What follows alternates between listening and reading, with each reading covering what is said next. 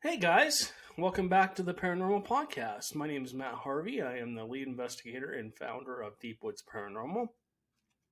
And on today's episode, we're going to talk about quite a bit of things hauntings, Bigfoot, Dogman, Martha's Lights. We have a really amazing guest coming on for next week's podcast, and I'll go over that at the end. But today is special for two reasons. Number one, this is our 50th podcast. So that's amazing. Never thought we'd get to this point. So awesome. We got to 50, and we're going to keep trudging ahead. And a lot of cool stuff coming down the pike. We're working on, again, getting new guests to come on and stuff like that. So, another awesome thing is if you're watching this on our YouTube channel or you're not familiar with our YouTube channel, we have just gotten to 1,000 subscribers. And if you kind of know me from a long time ago, I had a channel that had, 12,000 subscribers? Something like that. I'd worked on that channel for 4 or 5 years. And unfortunately, because I posted a UFO video, both my Facebook account and my YouTube channel gone. Just wiped off the face of the earth. Was able to get my Facebook page back up, but unfortunately, I lost my YouTube channel. They would not put my YouTube channel back up for some reason. I don't know why. Well, I do know why, but yeah, I've already kind of covered that story. So, anyways, let's talk about haunted places. What is a haunted place? A haunted place is a location where you go in and there's just all kinds of strange activity going on. Doors might be opening and closing on their own. You might hear disembodied voices. You might hear footsteps. People might see apparitions quite often. It just has to be a place where you can say this is totally haunted. Maybe hearing your name called, things moving on their own, and stuff like that. We've been to quite a few of those places here in Texas. We've been really lucky. We've picked some good locations, and I kind of want to go back over those. So, one of my favorite locations, and we've been there a couple of times, when we conduct our research, we try and investigate the same location multiple times. Part of the reason for that is we want to make sure that we're getting similar results each time. If we go in and we collect, let's say, 3 or 4 EVPs, which is a lot, and then we get an apparition on camera, and then we're able to use the spirit box, and something's actually able to say something that we can actually understand through the spirit box, where we can say, okay, it said that, and everybody in the room can basically say, yeah, I heard that too. Something like that. Maybe we document footsteps. Maybe we see something move. Maybe somebody sees an apparition. Something that is not residual. Well, could be residual too. I'll go into that in a second. But mainly just has to have a lot of activity. Has to have a lot of strange things going on to be deemed what we would call haunted. I've only been to maybe a handful of places I can actually say were haunted. Now, that doesn't mean they didn't have activity or there wasn't spirits or ghosts there. Doesn't mean that things weren't happening, but it means that they just didn't have enough stuff going on that another paranormal investigator come in and maybe get similar results to what we got. And that's why we like to go back multiple times. I like to compare what happened during the first one to the second one. And a lot of these locations I'm about to talk about, we were able to have results, either similar results or better results each time we went in. And I'll kind of talk about that a little bit more.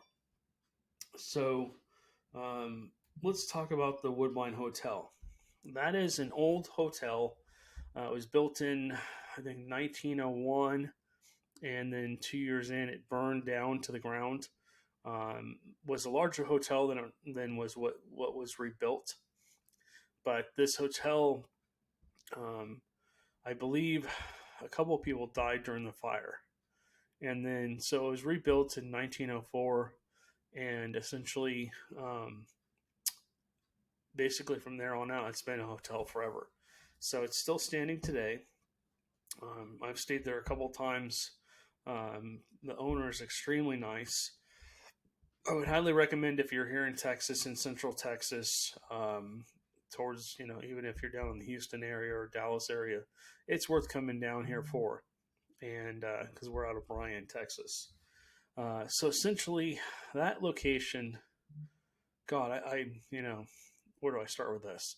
So some of the first things that happened is I saw a shadow of a little kid, and we did make contact with him. Um, and then supposedly upstairs there was a little girl who also haunted the hotel. Different areas of the hotel had different activity. The dining room seemed to have at least two or three entities. Um, One of them might have been a Republican senator who visited the hotel quite often for events. His name was Bob, and we had his name come through the spirit box. And so we were able to confirm who Bob was. I'm not going to go into his name and all that stuff, but that was really cool. Another thing that happens on investigations is things happen that you don't expect. We continually asked questions for almost 3 hours in the dining room the first time we were there. Essentially, Ezekiel and about 4 or 5 other names came through the spirit box. And that was pretty interesting. So we have what's called an intelligent haunt. An intelligent haunt means that they can seem to interact with us. They can comprehend what we're saying to them and respond intelligently, either through communication, through an EVP, which is electronic voice phenomenon. Excuse me, I'm stuttering today. Or it's a communication through the spirit box. Maybe it shows itself on video, or maybe moves something or does something, lights up the K2, or we can ask a yes or no question. If you don't know what a K2 is, you can look it up online. It's just a little device that has 5 lights on it. It's a very sensitive EMF detector. So yeah, that basically is what we're looking for. We're looking for some kind of communication that is intelligent, and that's part of what makes a haunting too. We want to deal with intelligent entities. So in this location, we came across, I think, at least 8 entities, and some of them were very eager to communicate with us. Some of them were playful and didn't really want to communicate with us very much, but kept messing with our gear. God, until then, I had never had a bunch of cameras die out of nowhere. Went to get up, go put a new battery in, and hit record again. Boom! As soon as I sat down, it died. And then we heard a little girl's laugh come through the spirit box after I asked, did you turn that off? And got back up. I finally went out and got a couple of external battery chargers and plugged those into the cameras so that they wouldn't be drained so quickly. But as we went through the dining room, we had so many things come through the spirit box. And I'm not a big fan of the spirit box, if you've heard me talk about it before. Up till the time we moved to Texas, I honestly just thought the thing was a piece of garbage. Very sparsely used. Never really got anything really that I could say, okay, it clearly said that, until we got to Texas. And I don't know what happened when we got to Texas. It seems like, I don't know, the entities out here are more, maybe they're more friendly, or maybe they just like to talk to people more. I don't know. And that could be true in other states too. I'm not just singling out Texas. I'm just saying from my experiences, because we came from California. I've investigated California, Nevada, Arizona, Oregon. I've been to Washington, but I've never investigated up there. I've been through about every state except for, I believe, Alaska. This is the only place I've not been. And I've done some investigations here and there, but never have had the results we've had at the Woodline Hotel. That was the first time that spirit box really came to life, and after that, it really got me thinking. Okay, this thing's great. I really like this thing now. So the Woodbine Hotel, as we went, we made contact with several other entities, and I don't want to spoil it. It's if you want to go watch the Woodbine Hotel on our YouTube channel, you can find it on there. Um, but yeah, I mean, we made contact with Danny in the bar area, and he was like a 7 or 8 year old kid, and he really enjoyed playing with the K2s and talking through the spirit box. And we actually spent multiple days there and had multiple communications with him and other spirits too. Ezekiel. I mean, where does Ezekiel come out of a spirit box? That was insane. Civil War came through. We asked if he was a soldier. It was, Civil War soldier. He fought in the Civil War. Um, just all kinds of other crazy things came through. And then as the night went on, a couple that was staying upstairs, of course, had their experience where the door jiggled on its own and a little girl pounding on the door, "Let me in, this is my room." So yeah, if you ever get a chance to stay up in that room, oh boy. And then we had the armoire doors pop open twice, and then I woke up and saw that little girl standing there watching me. She didn't look very happy that I was there. The other time we were there, we did a Halloween special there, and again, we got similar results. A lot of stuff came through the spirit box. They answered our questions intelligently, with intelligent responses. And then we just made contact with a lot of spirits. A light went off and on its own. And then when I was sleeping, a light turned on. It was off. It was unplugged. This light was unplugged sitting next to the bed. It turned on, turned off, turned on, turned off. And then I woke up to the smell of what smelled like sugar cookies cooking. And it smelled really good, to be honest with you. This is at 3 o'clock in the morning. And so I went downstairs. There's nobody there. Ovens aren't on. Nothing's on. So, yeah, I mean, it was weird. Smells can also be associated with ghosts too. But this went on for like a half an hour or so before I finally fell back asleep. So, that's one example. The Normandy Inn. Let's talk about the Normandy Inn because everybody talks about the Normandy Inn. Give me just a second here. A sip of my soda. All right, so the Normandy Inn.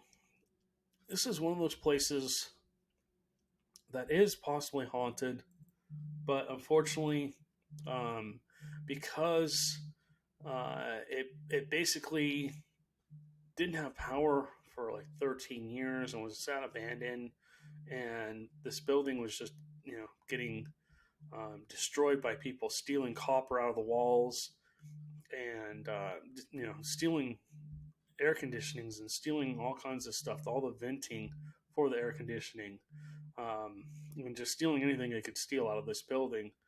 And then basically the locals, I mean, I have nothing wrong with the locals. I have nothing against them.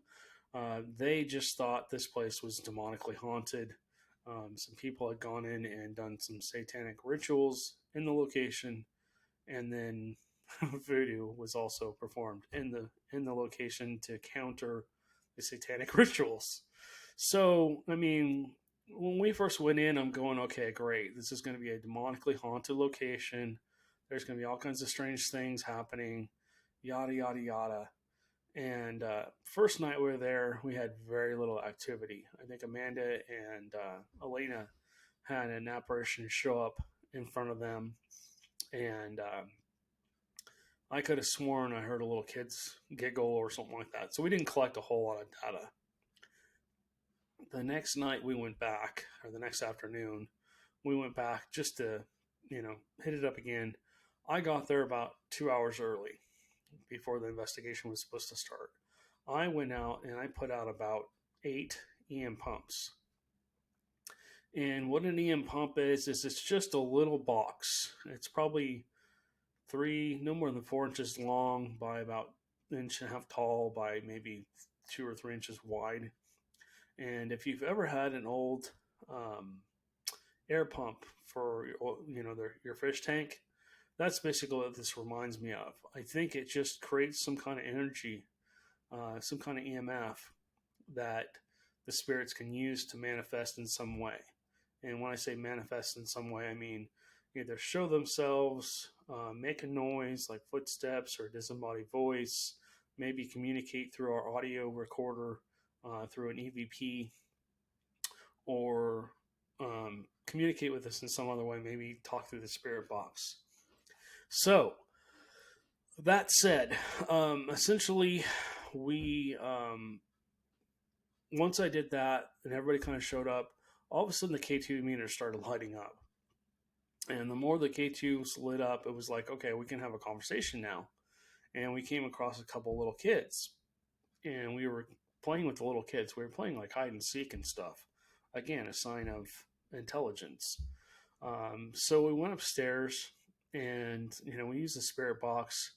And we didn't get a lot of activity off the spirit box either night. Nothing really happened. Nothing came through. But as we were getting to the last hour or so, we started getting a lot of stuff coming through the spirit box. And it was like, I had no idea what it was saying. It was really hard to understand it, but a bunch of it was little kids talking to us and stuff like that. I think one of our other members saw a little girl peer out from one of the doors. I had seen her too upstairs I believe it was on the second floor. There's 3 levels. This is an 18, I think it's actually more like 24 room mansion. And it's just really cool. It's down in Galveston, Texas. So the more we went, the more the EM pumps ran, the more activity we started to get. And towards the end, a woman's voice started coming through on the spirit box. And we weren't even talking to her. We weren't even talking. I just left it on as I was kind of picking up. And all of a sudden, I started to understand what she was saying. You need to leave. It's time for you to go. Go now. And it just went on. If you can watch our video of it. And then something crazy happens.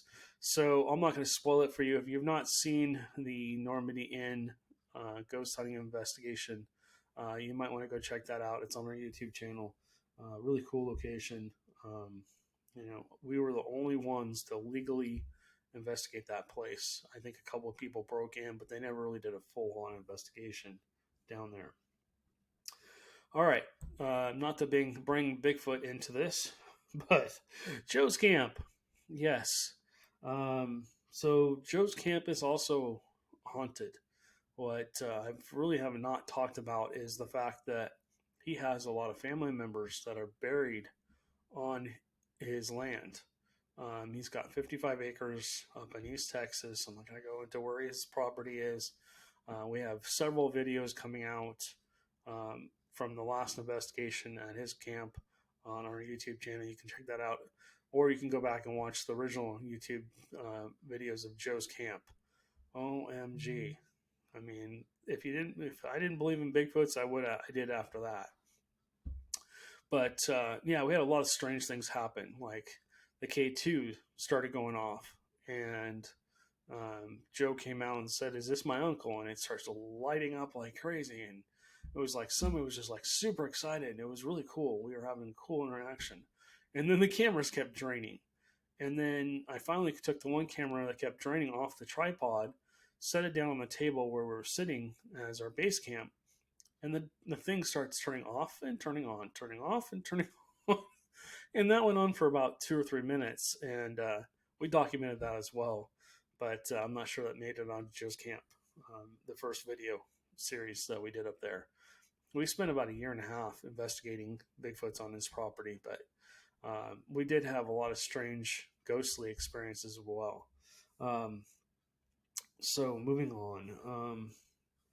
So yeah, I wanted to talk about, I know a lot of people in the Bigfoot world go, where Bigfoot territory is usually haunted, said to be haunted.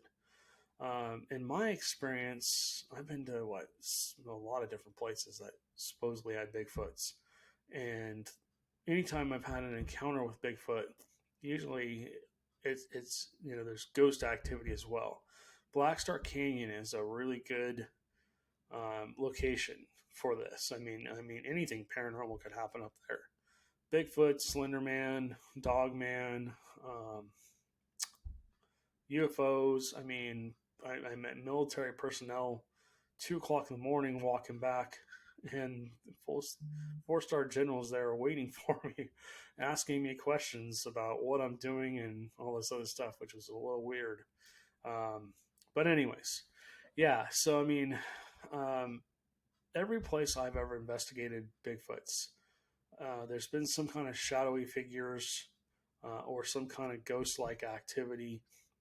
Like Black Star, I used to investigate up there. We get EVPs, and we get the K2 going off, and we'd have lots of activity. We'd see apparitions and stuff like that.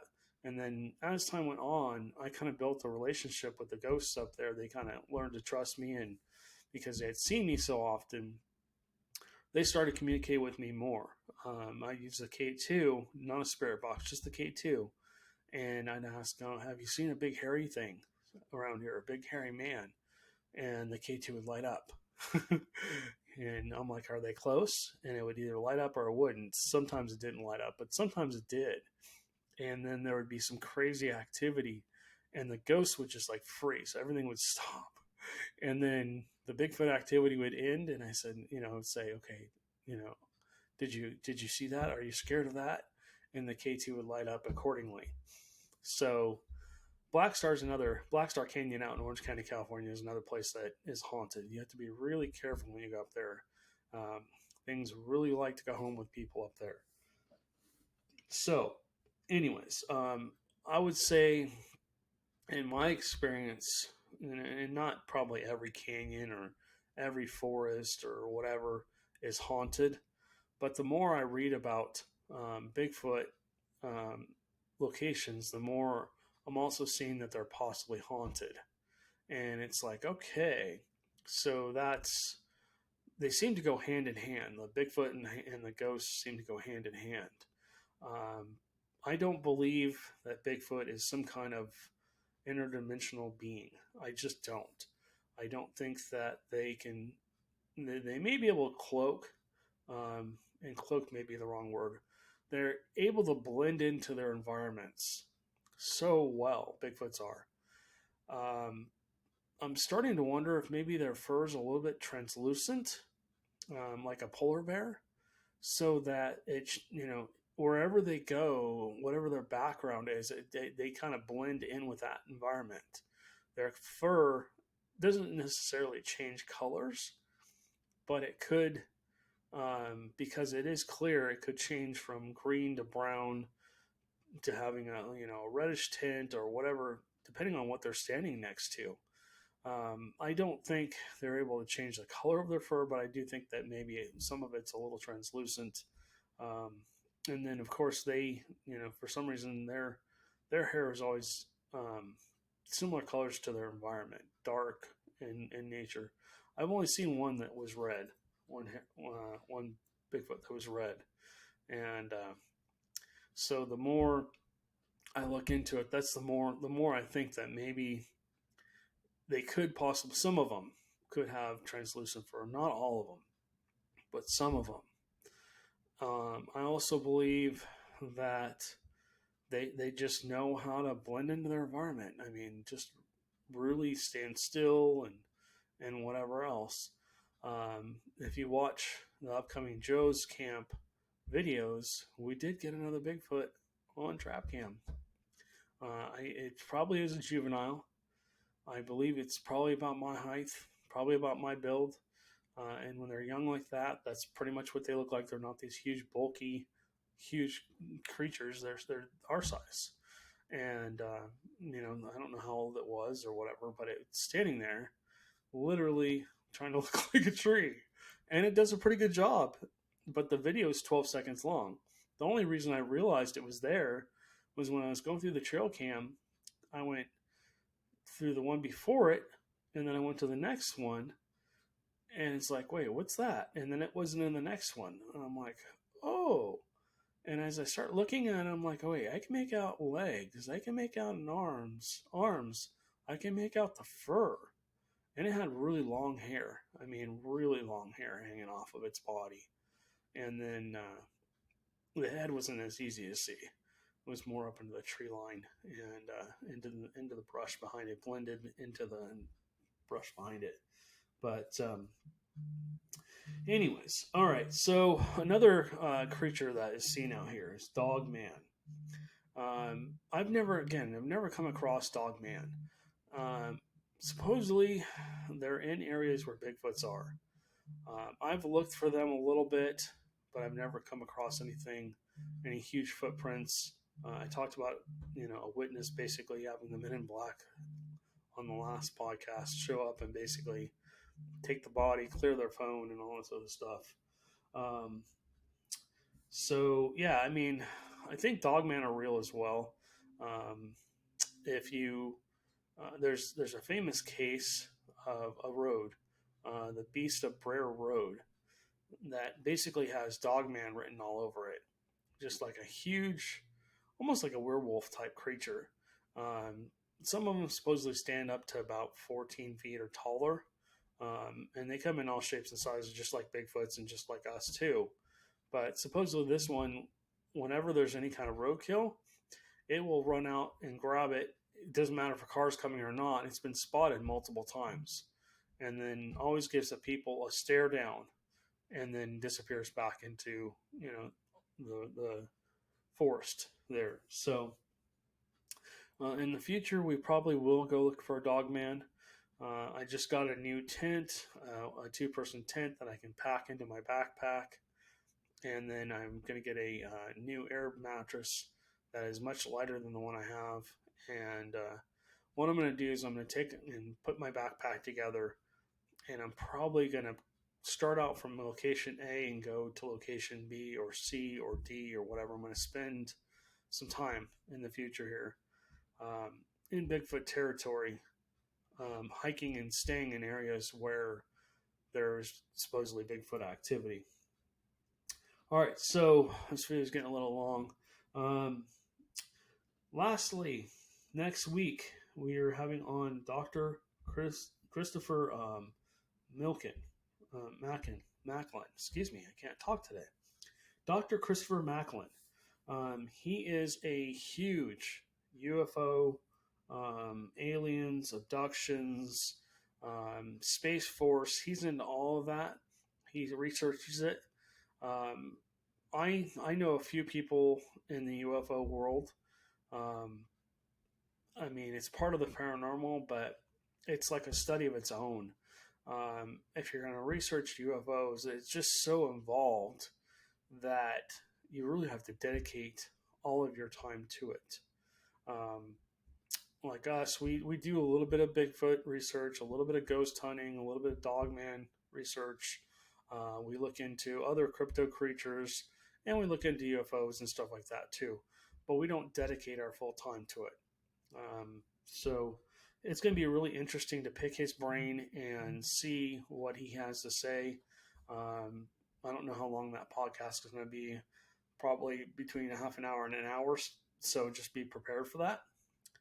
All right, guys, I'm going to wrap this up. This podcast is getting a little long. Thank you guys for listening. If you're on our YouTube channel, please like and subscribe. Help us keep our channel growing. Like I said, we just reached 1,000 subscribers, and our podcast is also growing every week. We're moving on up. So thank you guys again. You guys stay haunted, and we'll talk to you on the next one.